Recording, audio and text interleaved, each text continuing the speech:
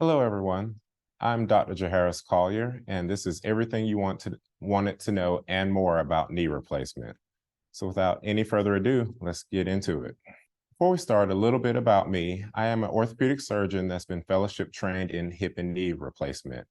I was born and raised in Georgia and must admit I am a proud Georgia Bulldog. I completed my medical school at the Medical College of Georgia and my residency at Virginia Commonwealth University. The focus on the quality of life and enabling patients to do what they need or love to do is what initially drew me to orthopedics. It really is that focus on the quality of being able to enjoy the years that we have and as little pain as possible is what I enjoy bringing to my patients. So, first question, what is arthroplasty? Arthroplasty is the surgical reconstruction or replacement of a joint. Put simply, it's replacing a joint. Total knee arthroplasty is the most common arthroplasty performed, with over 700,000 currently being performed annually in the United States. And even with this number, there is projected to be a large increase in the number that is performed over the next 20 years. The most common reason for knee arthroplasty is osteoarthritis, with over 95% being the reason for this surgery being done. And we'll get into what osteoarthritis is in just a bit. There is a reported 85 to 90% satisfaction rate with total knee arthroplasty, which is sum up to say that 9 out of 10 people absolutely love having their total knee done. So, next question, what is osteoarthritis? Osteoarthritis is the degeneration of the joint, including the cartilage with subsequent inflammatory responses. If we're going to be technical, this does differ from post-traumatic or inflammatory arthritis. So to kind of go into that just a little bit, post-traumatic arthritis is when you have a traumatic injury to a joint that causes the joint to degenerate over time. This is commonly seen in instances where someone is in a car crash and they break the bone around, say, the knee joint, or if they fall from a height and they fracture the bone around the area of that joint. Example of inflammatory arthritis would be somebody that has rheumatoid arthritis or lupus or some kind of systemic disease in which the antibodies within their own body attack the cartilage and leads to degeneration of the joint. Once again, these account for about 5% of the cases. By and large, osteoarthritis being 95% of the reason is essentially just wear and tear over time of the cartilage breaking down. So what is cartilage? Cartilage is a very soft, slick substance that lines the ends of the bones where one bone meets another and allows it to glide smoothly over the other. Without the cartilage, the bone grinds on the other bone, and that hurts because bones have nerve endings. Bone is living tissue just like your skin and muscle, and it feels everything. This is why it hurts when you break a bone, and it certainly hurts for it to rub on another bone. So, with knee being the most common site of one of the most common sites of arthritis, it's easy to see why total knee arthroplasty is the most common arthroplasty performed. As an example, the incidence of someone developing osteoarthritis is about 130 people out of 10,000 each year for someone over the age of 20 develops osteoarthritis. So what can we do about osteoarthritis besides having a knee replacement done? Well, there are many things that can be done, and I like to remind patients that, for example, placebo does work. People feel better doing different things. But we do have guidelines on what we have shown has been effective for the most number of people. Granted, these things do not mean that any individual thing will work for you, but it just shows that for the large group of people, it does work for. So first, there is moderate evidence to show that using a knee brace can help to relieve some pain for those suffering with osteoarthritis. There is also moderate evidence that using a cane properly can also help to relieve pain from arthritis. There is strong evidence that shows that weight loss can help relieve pain from arthritis, which is simply due to the less weight that is pushing down on the knee, the less force that goes across that bone, and therefore less pain. There is also strong evidence to show that whether it is supervised, such as physical therapy, non-supervised, whether it is a home program or just going to the gym on your own, or doing aquatic exercises, can help to provide significant relief from osteoarthritis. There's moderate evidence to show that neuromuscular training with targeted training can also provide relief. However, there is limited evidence to show that using TENS units or manual therapy, such as massaging, will provide adequate relief. A few more guidelines of things you can do short of surgery to try and get temporary relief includes things like using gel injections like hyaluronic acid or steroid injections.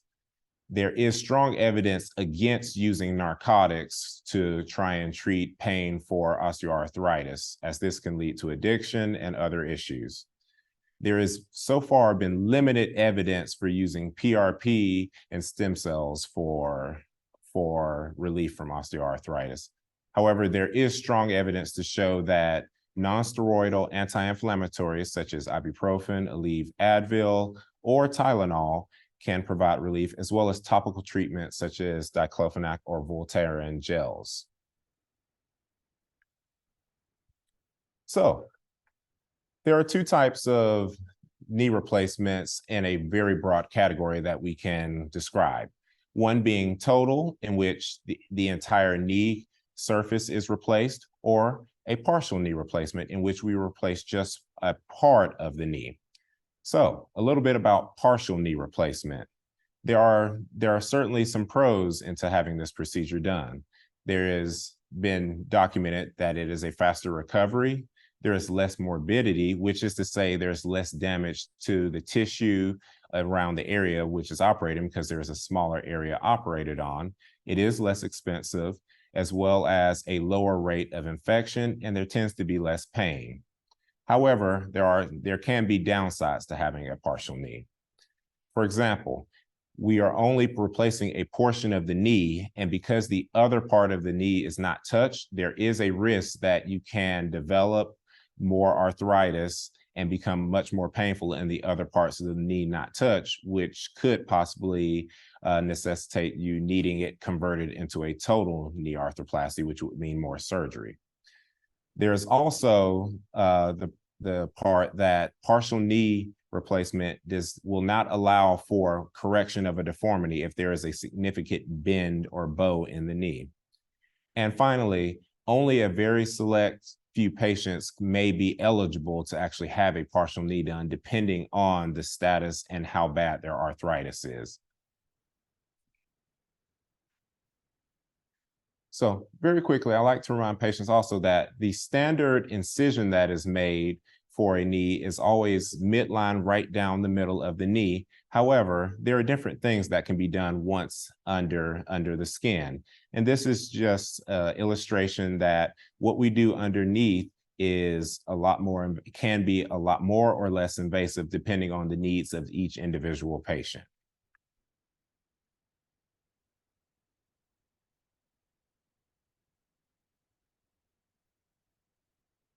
Now, a little bit about robotics and navigation as it pertains to total knee arthroplasty. So, over the years, we have refined and developed much better techniques into how we perform this surgery into replacing the joint. So, technology can allow for more precise measurements and cuts of the knee. This allows us to have a more personalized positioning of implants, which can allow for a more personalized knee for you based on the measurements that the robot can do that would not be possible to be done otherwise at the same level of precision. I do like to note that there are several robots by several different companies that all have their own pros and cons to them, but the main factor in it is the surgeon's comfort in using it. Robots differ from navigation in that they have an effector arm, which simply means that navigation information is told to the surgeon and the surgeon adjusts to it. whereas robotics is the machine taking in information and also putting it out based on the information that's put in under our supervision and allowing us to guide it effectively.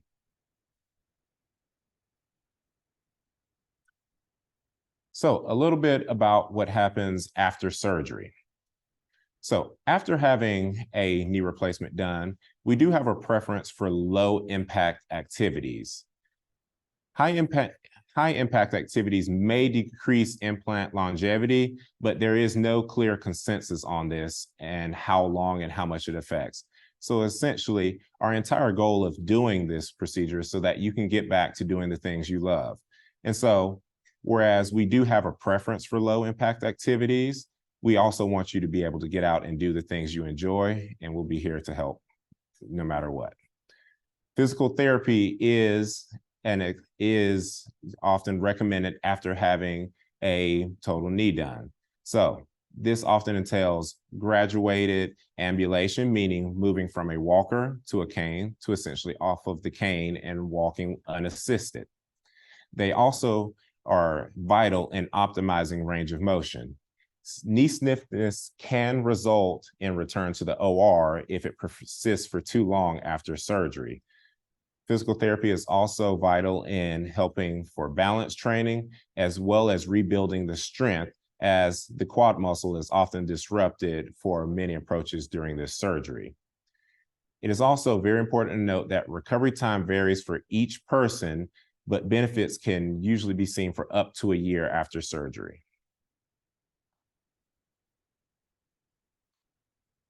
The American Physical Therapy also have their own clinical practice guidelines regarding knee replacement and osteoarthritis.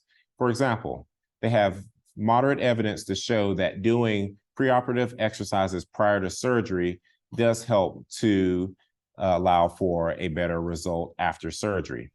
There is also evidence to show that cryotherapy, which put simply, icing the affected area, also provides significant relief, as well as strong evidence to show that motor function training, such as working on balancing and walking, provides significant relief after surgery, as well as optimized results.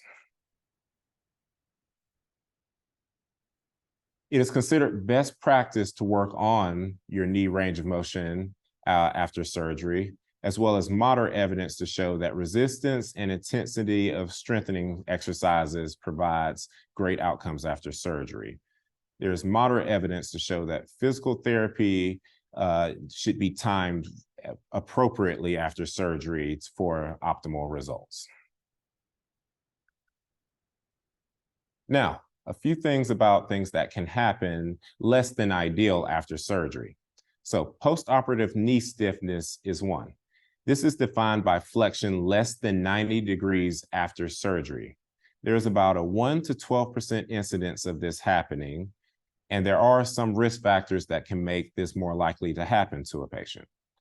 For example, if you have poor pre-op range of motion, which has been shown to be the most important factor, it is very likely that you will not have great range of motion after. Put simply, if you couldn't bend your knee more than 90 degrees before surgery, then it is less likely that you will be able to bend it more than 90 after surgery. There are other factors such as the anatomy, which is patella baja, where the patella or the kneecap may sit a little lower in the knee. If you've had prior surgery to that knee, as well as technical factors of how the surgery is done, or if there is a delay in having therapy done. These are all risk factors for developing knee stiffness after surgery. So there are different things that we can do to combat this when it does happen. For example, early treatment, such as more aggressive physical therapy, as well as doing a knee manipulation, which is where you are put back to sleep and the knee is forcibly bent to try and allow for more range of motion. There are also some options that can be done later, which typically involve a little more invasiveness of opening the knee back up.